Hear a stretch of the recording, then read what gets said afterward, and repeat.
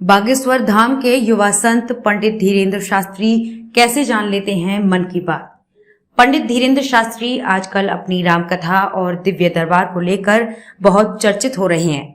कुछ एक विवादित बयानों को लेकर भी उनकी चर्चा हो रही है। कहते हैं कि वे उनके दादाजी की तरह छतरपुर के एक गांव गड़ा में बालाजी हनुमान मंदिर के पास दिव्य दरबार लगाने लगे। उनके लोग इस दरबार के वीडियो को सोशल मीडिया पर पोस्ट करते थे। धीरे धीरे वे सोशल मीडिया के माध्यम से लोकप्रिय हो गए। बताया जा रहा है कि उनके दरबार में पहले सैकड़ों लोग अपनी समस्या लेकर आते थे। उन सैकड़ों लोगों में से पंडित धीरेन्द्र शास्त्री जी किसी का भी नाम लेकर उन्हें बुलाते थे और वो व्यक्ति जब तक उनके पास पहुंचता तब तक शास्त्री जी एक पर्चे पर उस व्यक्ति के नाम पते सहित उसकी समस्या लिख लेते और उसी में उसका समाधान भी लिख लेते। लोग आश्चर्य करने लगे कि ये व्यक्ति किस तरह दूर दूर से आए अनजान लोगों को उनके नाम से बुला लेते हैं और कहता है कि आओ तुम्हारी अर्जी लग गई। धीरेन्द्र शास्त्री यही नहीं, लोगों को ये भी बता देते हैं कि उनकी समस्या क्या है और कितनी है और कब से है, उनके पिता का नाम क्या है, उनके बेटे का नाम क्या है। कई मीडिया चैनल वालों ने इस बात की पड़ताल की, लेकिन वो ये रहस्य नहीं जान पाए आखिर ये व्यक्ति कैसे लोगों के मन की बात जान लेता है। छोटे से गांव गड़ा में जब सैकड़ों से हजारों और हजारों से लाखों लोग आने लगे तो धीरेन्द्र शास्त्री जी ने दूसरे शहरों में जाकर दिव्य दरबार लगाना प्रारंभ कर दिया। इस पर उनका कहना है कि लाखों लोगों का पर्चा बनाना संभव नहीं, इसलिए अब हम खुद ही लोगों के पास जाकर उनके शहर में दरबार लगा लेते हैं ताकि लोगों को सुविधा हो।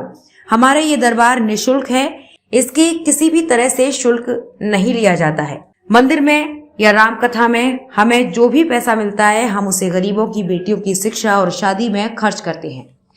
पंडित धीरेन्द्र कृष्ण शास्त्री जब धीरे धीरे लोकप्रिय होने लगे तो अब वे राम कथा भी कहने लगे हैं। जगह जगह जाकर वे राम कथा कहते हैं और लोगों को हनुमान जी की भक्ति करने के लिए प्रेरित करते हैं। राम कथा के दौरान ही कुछ वे ऐसे भी बोल जाते थे जिसकी वजह से विवाद उत्पन्न हो जाता है।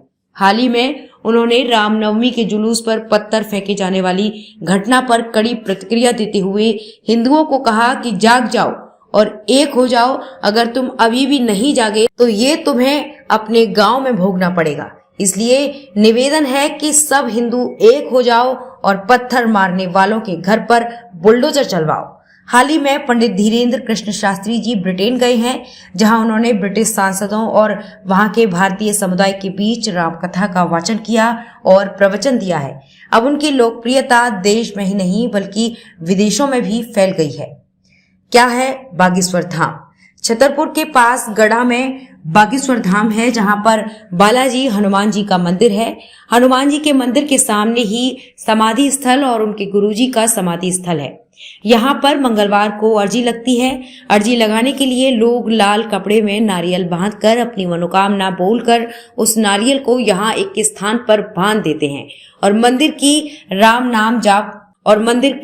नाम जाप करते हुए 21 परिक्रमा लगाते हैं। यहाँ पर लाखों की संख्या में नारियल बंधे हुए मिल जाएंगे। मंदिर के पास ही गुरुजी का दरबार लगता है, जहाँ पर लाखों की संख्या में लोग आते हैं। धर्म कथाएं के YouTube चैनल को सब्सक्राइब करें और इस वीडियो को Facebook पर देख रहे हैं तो फॉलो जरूर करें। धन्यवाद।